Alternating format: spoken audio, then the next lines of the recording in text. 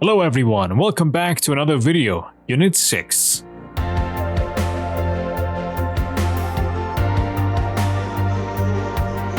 Unit 6. How often do you run?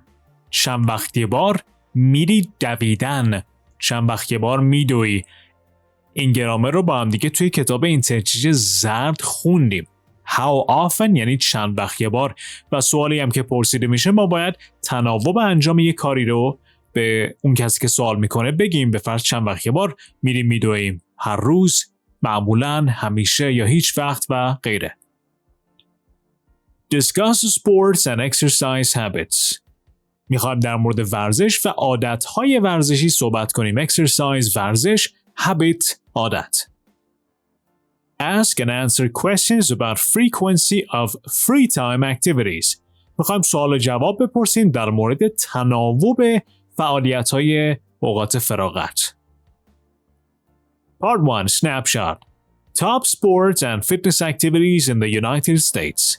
ورزش‌ها و فعالیت‌های فیتنس تاپ برتر توی ایالات متحده. دو تا کاتگوری داریم اینجا. Sports Fitness Activities. Sports ورزش‌هایی هستند که گروهی هستند و به صورت حرفه‌ای بازی میشن، مثل فوتبال، بیسبال و غیره که میخونیم. Fitness Activities فعالیت‌های ورزشی هستند که فیتنسی هستند که خودمون یه نفر میتونیم انجام بدیم که معمولاً توشون تورنمنت یا مسابقه‌ای وجود نداره، مثل treadmill. Sports, football, baseball, soccer, ice hockey, basketball. کلمه اول فوتبال هستش. فوتبال و ساکر یه مقدار عجیب غریب میشه چون توی آمریکا فوتبال به این ورزش گفته میشه که عکسش اینجا میبینید، بهش میگن فوتبال آمریکایی. خود آمریکایی‌ها فوتبال خودشون که کلاً فرق میکنه با اون فوتبال اینترنشنالی که ما میبینیم میگن فوتبال و به فوتبال اینترنشنال میگن ساکر. پس شما بدونید که توی تکست و فیلم‌های آمریکایی ساکر به فوتبالی که با پا بازی میشه میگن، فوتبال به فوتبال خودشون میگن. یه چیز مسخره‌ای در آوردن که خیلی عجیب غریبه. بیسبال، آیس هاکی روی یخ، بسکتبال. فیتنس اکتیویتیز تردمیل، رانینگ جاگینگ، رانینگ دویدن، جاگینگ یعنی سریع راه رفتن، واکینگ راه رفتن، قدم زدن، بولینگ، weight training یعنی وزنه برداری. Do people in your country enjoy any of these sports or activities? آیا مردم کشور شما از این ورزش‌ها و فعالیت‌های فیتنس لذت میبرن؟ Make a list of other activities you do. یه لیست از فعالیت دیگه که انجام بدید بسازید. Then compare with the class. بعدش با افراد کلاس یا افرادی که باهاش یاد میگیرین مقایسه کنید. Part 2 Sports and Fitness. Which of these activities are popular with the following age groups in your country?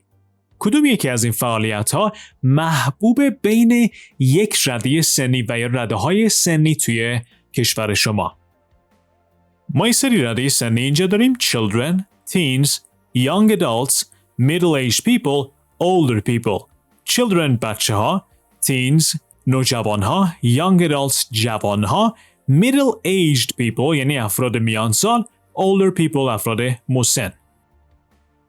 ورزش و فعالیت هایی که اینجا داریم: بایک رایدینگ دوچرخه سواری، گلف، جاگینگ راه رفتن سریع، مارشال آرتس هنرهای رزمی، پیلاتس، ساکر همون فوتبالی که ما میشناسیمش، سویمینگ شنا کردن، والیبال یوگا هم که واضحه یوگا.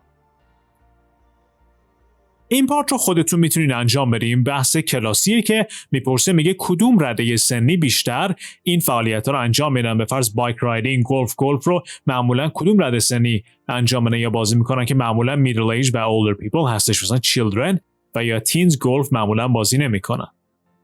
قسمت خیلی مهمی که این پارت داریم این پایین هستش که فعل هایی که برای این فعالیت ها استفاده میشه. ما 3 تا فعل داریم: do، go و play.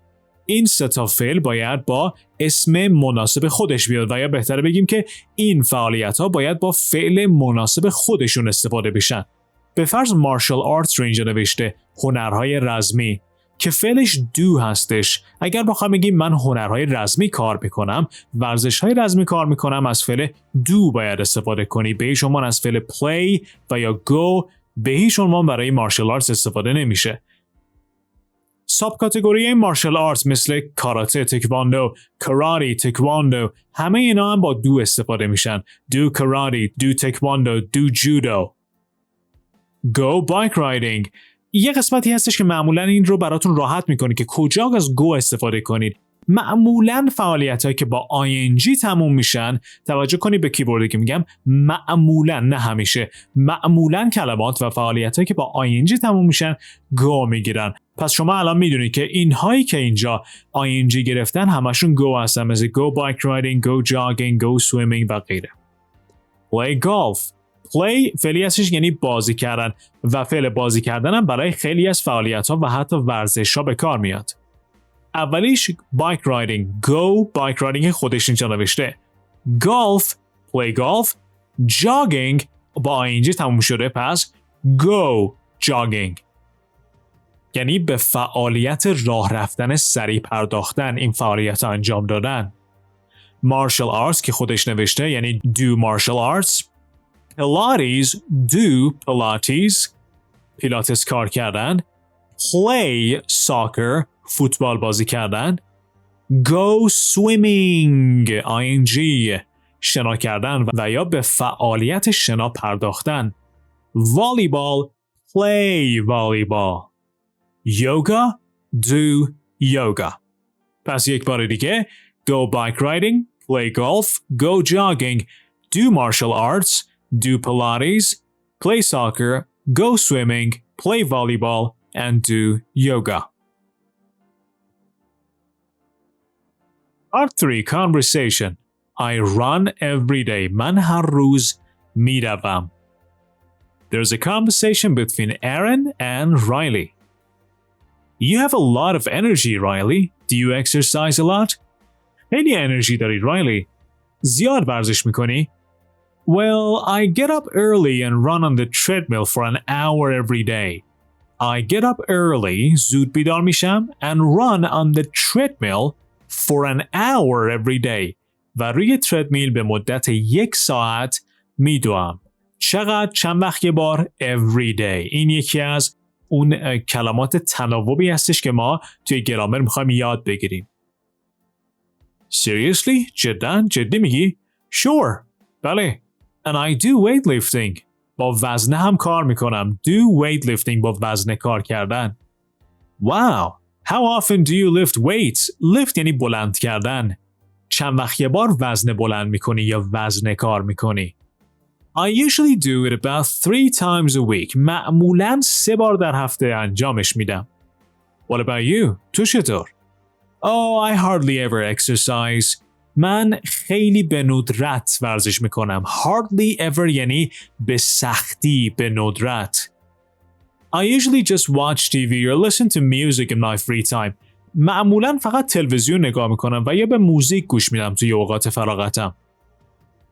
I guess I'm a real couch potato. Couch potato یه اصطلاحی کلمه‌ایه برای کسی استفاده میشه که معمولاً کار فعالی انجام نمیده. معمولاً دراز میکشه و فیلم میبینه و یا اسنک میخوره. And part B says listen to the rest of the conversation. What else does Riley do in her free time? What else یعنی دیگه چی؟ What else does Riley do in her free time? Riley دیگه چه چیزهایی توی اوقات فراغتش انجام میده؟ و حالا میرسیم به گرامر فوکس که تقریبا ما 80% این گرامر فوکس رو توی کتاب زرد کار کردیم و بازم تکرار میکنم گرامرهایی که ما توی کتاب زرد کار کردیم به صورت خیلی جزئیاتی دوباره اینجا به صورت جزئیاتی بهشون نمیپردازیم، فقط مرور میکنیم. فقط گرامرهایی دوباره به صورت دیتیل و جزئیاتی بهشون پرداخته میشه که جدید هستن. و اینجا این قسمت گرامر برامون جدیده، اینجایی که everyday once a week و غیره نوشته. سوالمون چیه؟ How often do you exercise? Do you ever? این دو تا سوال رو بهش نگاه میکنیم. How often? Do you ever? موقعی که این دو تا سوال از ما پرسیده میشن یک جواب رو میخوان. How often do you exercise? چند وقت یه بار ورزش میکنی؟ و یا همین سوال رو بگیم Do you ever exercise؟ تفاوتشون برای مرور اینه که how often وقتی پرسیده میشه ما مستقیم میگیم که چند وقت یه بار اون کار رو انجام بدیم. ولی اگر do you ever استفاده بشه ما اول باید بگیم yes و یا no و بعداً بگیم چند وقت یه بار این کار رو انجام بدیم. به فرض ما اگر بخوایم بگیم که معمولاً این کار رو انجام میدم، معمولاً ورزش میکنم. How often do you exercise؟ I usually exercise. Do you ever exercise؟ Yes. I usually exercise. پس میبینید که توی do you ever جوابش رو بعد اول به صورت yes و no بدیم و بعداً بگیم که چند وقت یه بار این کار رو انجام بدیم. قیدهای تناوب رو سمت راست میبینید توی کتاب قرمز یه چند تا قید تناوب جدید آورده. Always همیشه، almost always یعنی تقریبا همیشه، usually معمولاً، often کمتر میشه، sometimes hardly ever، almost never و never. حالا ترجمه اینا رو هر کدومش رو هر جوری که میخواین میتونید بگید. به فرض بگید never هیچ وقت، almost never یعنی تقریبا هیچ وقت، خیلی کم شاید 5%، 2%، hardly ever به سختی، sometimes بعضی اوقات، often اغلب، usually معمولاً، almost always تقریبا همیشه، always هم همیشه. و یاد گرفتیم جای adverbs of frequency که اینها هستن بعد از فاعل قبل از فعل. میخوایم بگیم که من معمولاً روی treadmill میدوام. I usually run on the treadmill. میخوایم با هیچ وقت این جمله رو بگیم. میگیم I never run on the treadmill. I always run on the treadmill. I فاعلمونه که انجام دهنده کار من هستم و run هم فعلمونه. پس adverbs of frequency ها که اینها هستن بین فاعل و فعل میان، بعد از فاعل قبل از فعل. 2 تا استثناء داریم که اینجا خود کتاب گفته usually and sometimes can begin a sentence. usually و sometimes میتونن جمله رو شروع کنن، یعنی اینکه usually و sometimes به صورت استثناء میتونن قبل از فاعل بیان. به فرض به جای اینکه بگیم I usually run on a treadmill بگیم usually I run on the treadmill یا sometimes I run on the treadmill. فقط این 2 تا هستن که میتونن قبل از فاعل بیان. و اما پارت جدیدی که توی کتاب زرد نبود، کلماتی مثل every day، once، twice که قبلا یه مقدارش خوندیم، 3 times، often و much. خب اینها چی هستن؟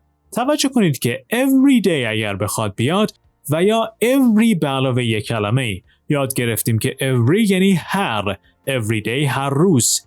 بخوایم بگیم هر شب every night، هر هفته every week، هر جمعه every Friday. پس every یعنی هر. اگر بخوایم every به علاوه یک کلمه ای رو ما بیاریم همیشه این قید تناوب میره آخر جمله. پس اگه بگیم هر شب میدوام میگم I go running every night. بخوام بگم هر هفته میرم باشگاه I go to the gym every week. پس every به علاوه اون تایمی که هستش آخر جمله میاد. کلمات once، twice، 3 times، 4 times و غیره رو قبلا یاد گرفتیم. یک بار در انگلیسی میشه once، 2 بار میشه twice، 3 بار به بالا 3، 4، 5 و هر عددی که بخوایم به علاوه times. پس اگه بخوایم بگیم 10 بار عدد 10 رو می نویسیم 10 times، 100 بار 100 times. پس خود عدد به علاوه times میشه اون دفعات.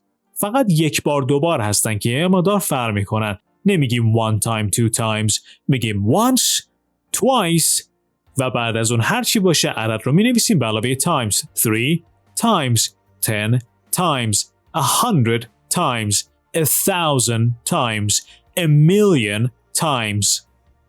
از این دفعات به علاوه یک تایمی میتونیم توی جمله استفاده کنیم که باز هم آخر جمله میان. به فرض میخوایم بگیم که 1 بار در هفته once a week. once a week. ما a رو داریم اینجا. a week. حالا بخوایم بگیم 1 بار در روز once a day. once a day. بخوایم بگیم 2 بار در روز twice a day. دوبار در ماه. Twice a month. پس ما a داریم به علاوه کلمه‌ای که برای اون تایم کار میره. day روز، week هفته، month ماه، year سال و از هر کلمه دیگه میتونیم استفاده کنیم. مثالایی که داخل کتاب نوشته I run on the treadmill every day. I go jogging once a week. یک بار در هفته میرم پیاده روی. پیاده روی که سریع jogging. I play soccer twice a month. دو بار در ماه فوتبال بازی میکنم. I swim about 3 times a year. حدوداً 3 بار در سال شنا میکنم. و یک جمله دیگه اگر بخوام بگیم که معمولاً این کار رو انجام نمیدم، یه جمله منفی از کلمات often و much در آخر جمله اضافه میشه، یه جمله که منفی هستش.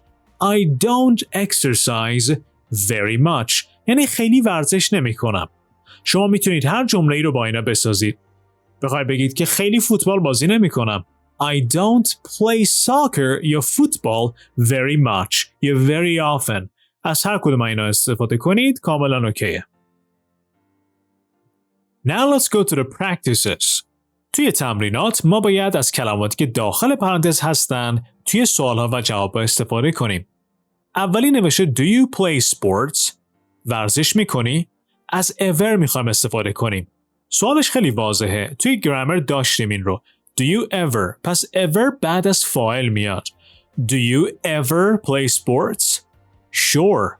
I play soccer. باید twice a week رو استفاده کنیم. یاد گرفتیم که twice a week دفعات انجام کار به علاوه اون تایم آخر جمله میان. پس میگیم Sure. I play soccer twice a week. Now pause the video. Do number 2 to number 8. Number 2. What do you usually do on Saturday mornings? What do you usually قید تناوبی که اینجا هستن گفتیم که بعد از فاعل قبل از فعل. What do you usually do on Saturday mornings? معمولاً شنبه صبح چی کار میکنی؟ Nothing much. کار خاصی نمی کنم. I sleep until noon. Almost always رو میخوایم بذاریم. بعد کجا میاد؟ بعد از فاعل که I هستش، قبل از فعل که sleep هستش. I almost always sleep until noon. یعنی تقریبا همیشه تا ظهر میخوابم. Often. Do you often lift weights at the gym? No, I hardly ever lift weights. میگه آیا اغلب توی باشگاه وزنه برداری میکنی؟ وزنه کار میکنی؟ نه، من خیلی یا به سختی وزنه برداری میکنم یا با وزنه کار میکنم. Number 4.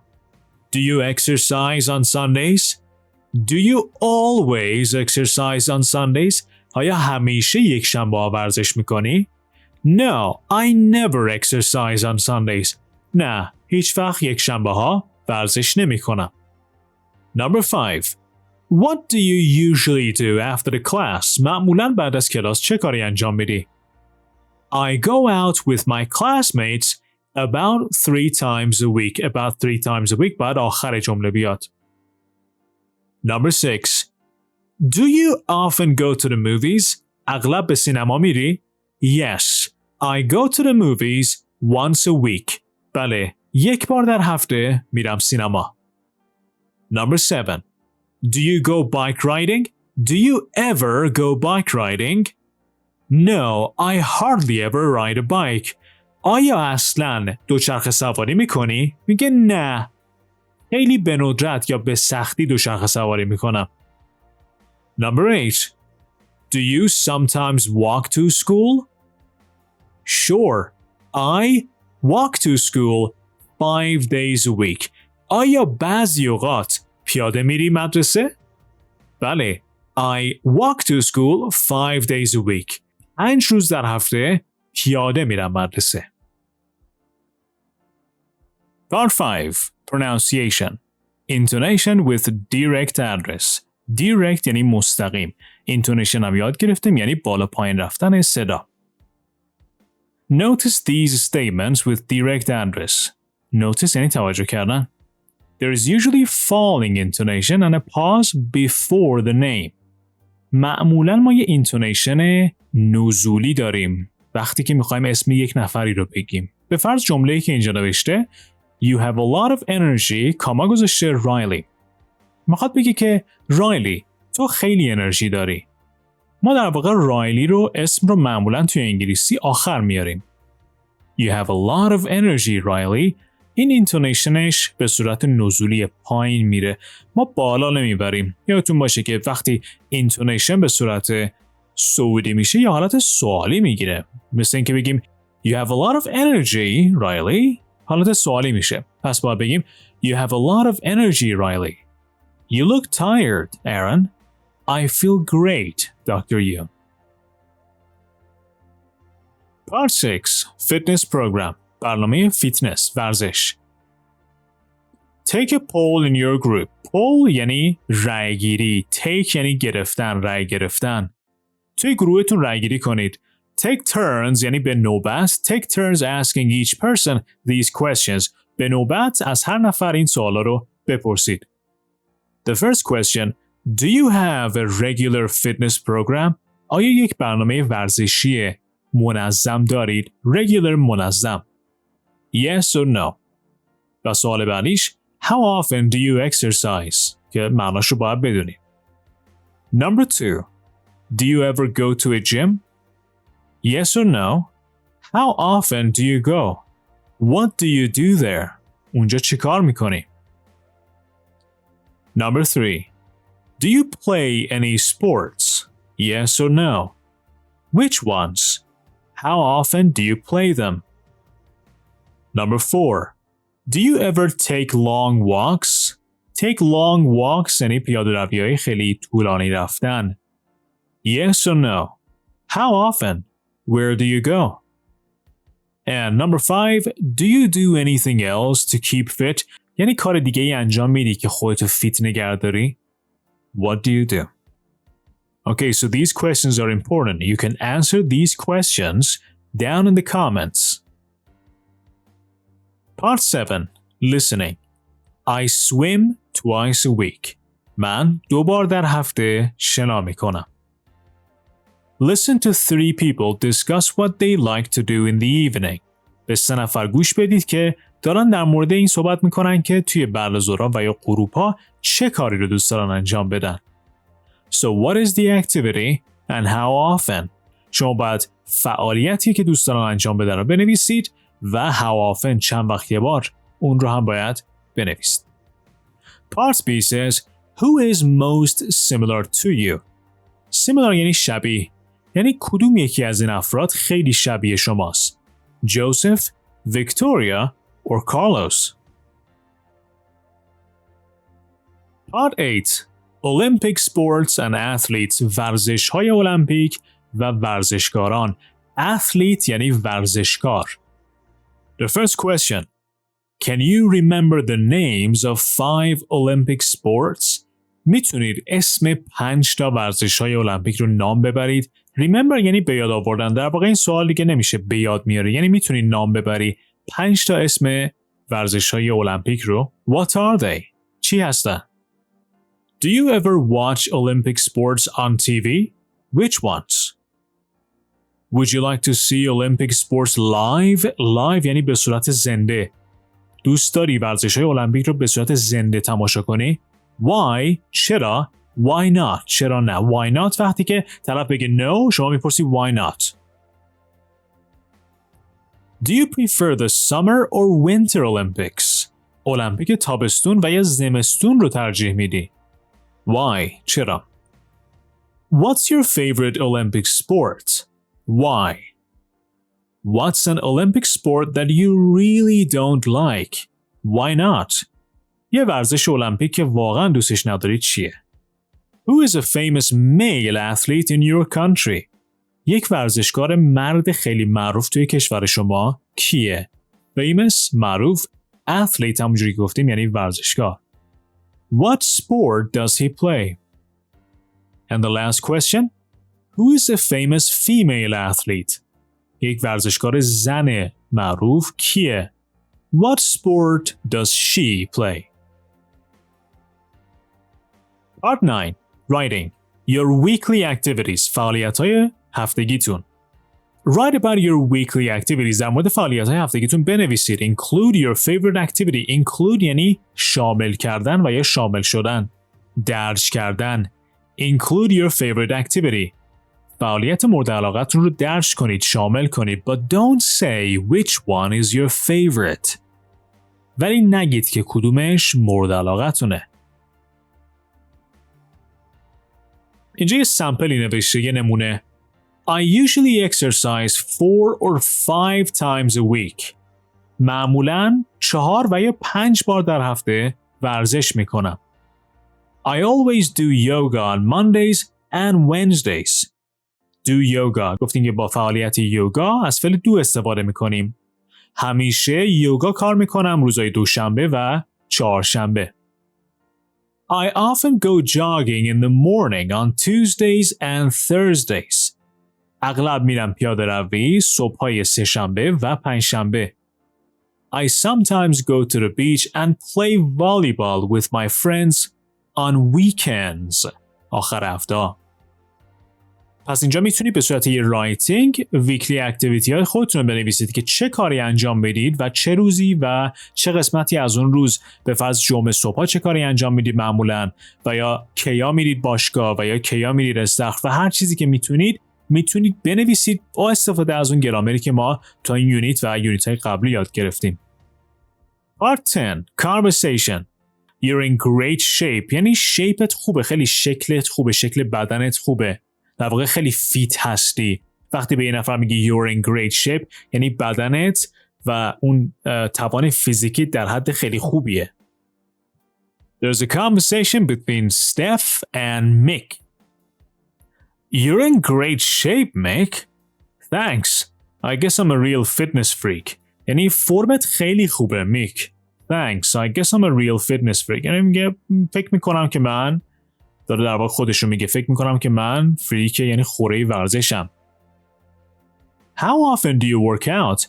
چند وقت یه بار ورزش میکنی؟ work out یعنی ورزش کردن توی باشگاه، معمولا وزنه برداری و بادی بیلدینگ میشه. work out با هم دیگه میاد. چند وقت یه بار تو باشگاه کار میکنی؟ Well, I go swimming and lift weights every day. هر روز شنا میکنم و وزنه برداری میکنم. And I play tennis 3 times a week.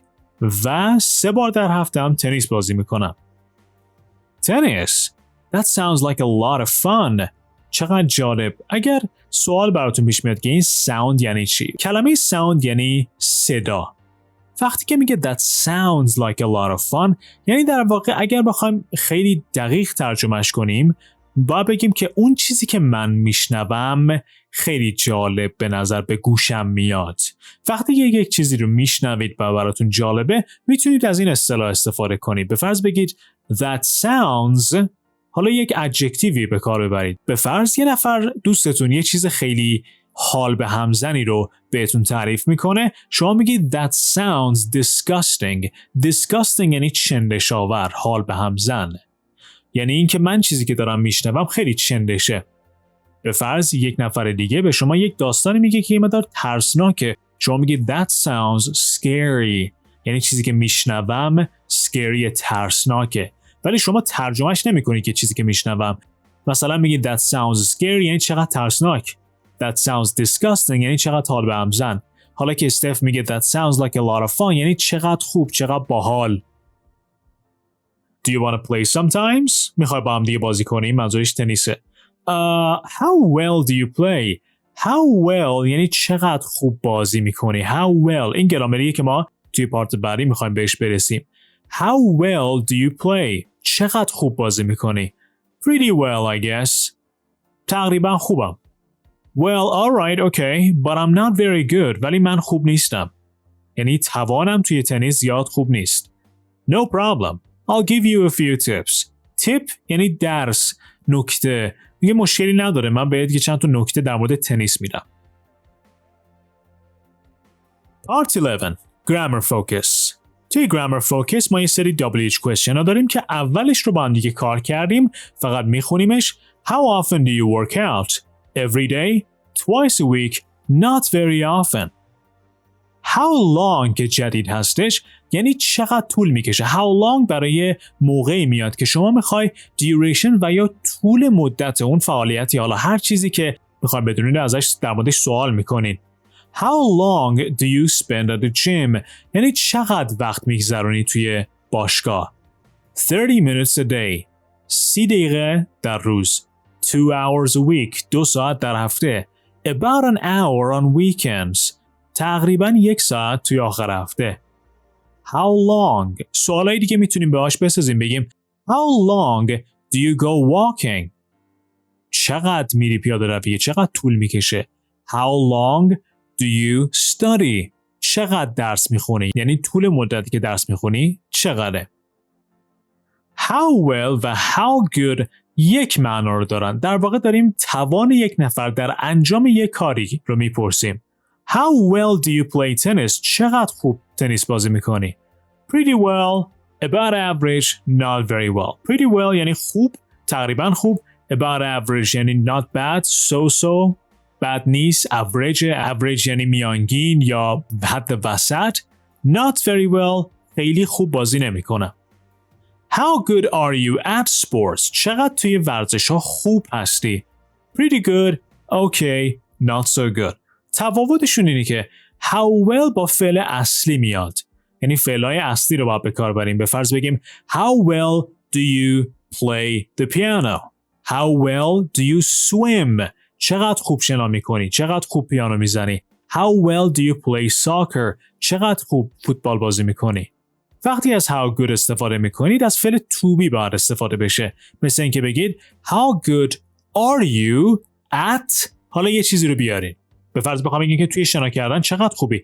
How good are you at swimming؟ How good are you at soccer؟ یه اسمی رو میارید بعد از at و how good حتما با فعل to be باید استفاده بشه. توی تمرین ها جواب ها رو داریم و از طریق اون باید متوجه بشیم که کدوم یکی از WH question ها باید توی جای خالی بره. اولیش I guess I'm pretty good. I play a lot of different sports. I'm pretty good. پس سوالش How good are you at sports? Number 2. About an hour after dinner. نزدیک 1 ساعت بعد از شام. I like to chat with my friends. About an hour پس طول مدت رو گفته. بعد از how long استفاده کنیم. How long do you spend online؟ چقدر وقت آنلاین میگذرونی؟ Spend گذراندن. Number 3. Once or twice a month. 1 بار و 2 بار در ماه. تناوب رو داره میگه. It's a good way to relax. How often do you go to the beach? And number 4. Not very well. I need to take swimming lessons. خیلی خوب نیستم. احتیاج دارم که کلاس شنا بگیرم. یعنی کلاس شنا برم. پس how well do you swim? You're in great shape. Listen to Rachel, Nicholas, Zach, and Jennifer discuss sports and exercise. به این 4 نفر ریچل، نیکولاس، زک و جنیفر میخوایم گوش بدیم که در مورد ورزش صحبت میکنن. Who is a couch potato؟ couch potato که عکسش اینجا میبینید به یک نفری میگن که خیلی تنبله و معمولا کارهای فعال انجام نمیده. fitness freak یه نفری که واقعا دیوونه ورزش کردنه. sports nut یک کسیه که طرفداری تیمای ورزشی رو میکنه، خیلی عاشق طرفداریه. A gym rat یک کسیه که مدام به باشگاه میره، کسی که در واقع خیلی به بدنسازی علاقه داره. So who is a couch potato, a fitness freak, a sports nut, and a gym rat? Part 13. What's your talent? Talent یعنی استعداد. استعداد شما چیه؟ Part 14. Reading. How healthy and fit do you think you are? How healthy چقدر سلامت. معناش میشه فکر میکنید چقدر سالم و فیت هستید. Skim the questions. سوالها رو سریع بخونید. Then guess your health and fitness score from 0, very unhealthy, to 50, very healthy. و بعدش میخوایم اسکور یا امتیازمون رو به دست بیاریم از 0 very unhealthy یعنی خیلی ناسالم to 50 very healthy تا خیلی سالم. healthy سالم سلامت، unhealthy دقیقا متضادشه یعنی ناسالم. Fit and healthy? Take the quiz. Number 1. How many servings of fruits or vegetables do you eat each day? یعنی اینکه چند تا وعده میوه و یا سبزیجات میخورید هر روز.